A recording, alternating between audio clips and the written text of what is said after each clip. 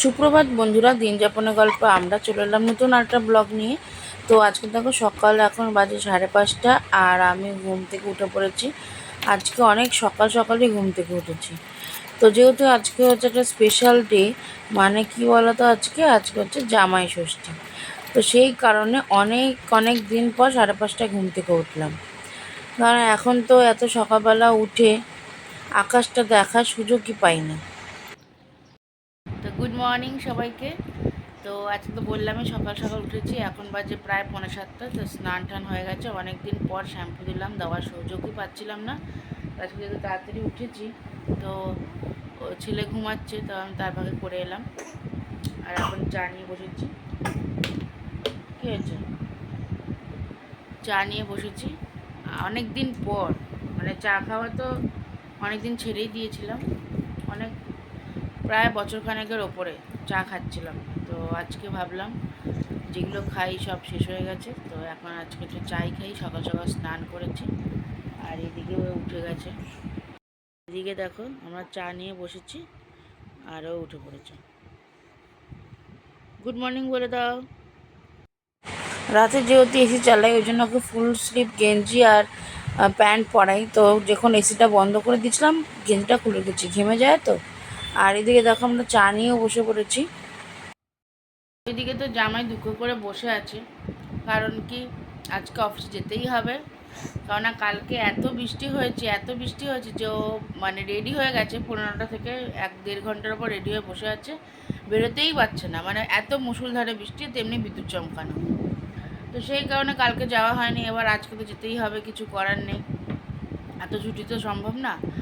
তো যাই হোক, আর তোমাদের ওখানে কীরকম বৃষ্টি যাই না, আমাদের এখানে দমদমাকে প্রচণ্ড বৃষ্টি হয়েছে, সেটা বলার বাইরে। সেই কারণে আজকে ওকে অফিসে যেতেই হবে। আর আমাদের আজকে পুজোশোনা হচ্ছে ফার্স্ট ষষ্ঠী, তো আজকে আমাদের সাথে ফার্স্ট ষষ্ঠী খেতে যাবে। তো সকাল সকাল উঠেছি এই কারণে, যাতে সকাল সকাল ও অফিসে যাওয়ার আগে আমাদেরকে দিয়ে যেতে পারে। কেননা ব্যাগপত্র নিয়ে ওকে নিয়ে যে যতই কাছাকাছি হোক, আমাদের তো জানোই তোমরা যে দুপা হাঁটলি বাড়ি পৌঁছে যাব, কোনো ট্রান্সপোর্টের ভাড়া ঠাড়া কিছু লাগে না। তবে ও হওয়ার পর থেকে আমাদের লাগে, কেননা ব্যাগপত্র থাকে, ওকে নিয়ে আর হেঁটে যাওয়া সম্ভব হয় না, তখন টোটো করেই চলে যাই। আর ও যেহেতু যেহেতু ও অফিস যাবে, আর আমি একা একা ওকে সব কিছু নিয়ে যেতে পারবো না, সেই কারণে ও গিয়ে দিয়ে আসবে। আর মা আবার সকালবেলা যা হবে তাই একটু খেয়ে এসো, রাতেরবেলা তো খাবেই, সেই কারণে সকাল সকাল ওঠা। তো চলো সব গুছিয়ে নিই, দেখতে থাকো পুরো ব্লগটা। তো এই দেখো আমরা তিনজন আজকে রেডি হয়ে গেছি, আজকে আমাদের পঞ্চমবারের জামাই ষষ্ঠী। পঞ্চমবারে এর হচ্ছে ফার্স্ট বার। আমরা তিনজনই রেডি। আমি এখন যাবো ওদের বাড়িতে, ওদেরকে নামিয়ে দিয়ে তারপর একটু খেয়ে দিয়ে ওখান থেকে বেরিয়ে যাবো, কারণ অফিস টাইমে বেরোতে হবে, অফিসে যেতে হবে আজকে। যেহেতু কালকে ছুটি নিয়েছিলাম, তো আজকে কোনো ছুটি নেই, তাই তাই এখন দেখেছি ঢুলুঢুলু করছে,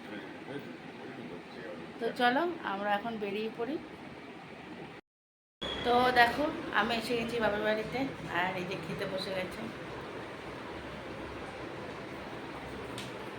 এসে ফ্রেশ ট্রেশ হয়ে নিলাম, আর চলো দেখি কী দিয়ে খাচ্ছে ও।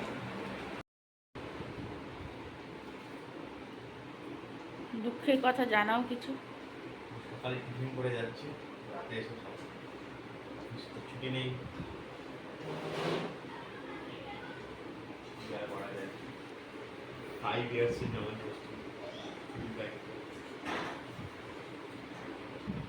ছুটি পাইনি, এখন যেটুকু হয়েছে সেটুকু দিয়েই খেয়ে যাক, রাতে বাকিটা খাবে। আর আমি এসে গেছি, দিদি এখনো আসেনি, এখন বাজে প্রায় 9:30, ও আসবে একটু পরে। তো দেখো জামাইরা তো খেতে পারবে না, আগে আমরাই খাবো ভালো মন্দ খাবার। এখন ভাজা দিয়ে খাচ্ছে, তারপর ডাল ঢাল কী হয়েছে, যেটুকু হয়েছে সেটুকু দিয়েই খেয়ে যাবে।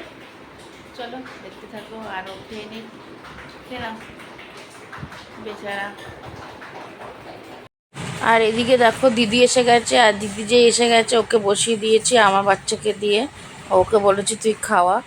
আর এদিকে আমাদের বড় বাচ্চাও এসে গেছে, দেখো দাদা দাদা বসে বসে রসগোল্লা খাচ্ছে। আর এদিকে দেখো মাও রান্না করে সাজিয়ে রেখেছে, আর আমরাও খেতে বসে পড়েছি জামাই ছাড়া। দেখো আমরা খেয়ে দে ঘুম নেই চোখে, আমরা সব গল্প করছি। কি তাই তো আবার কথা বলবো? দুষ্টুমি কি করছিস বলবো? কি কি বলবো? করছিস বল বল তুই কি করছিস দাদুর বাড়ি যাবি? হ্যাঁ হ্যাঁ। ঘুম দাদুর নেই বাড়ি যাবি? আর কি নেই কি কি খেয়েছিস বলে দে তো দেখ, দাদুর বাড়ি যাবি? করতেছে। আওয়াজ পেলাম না।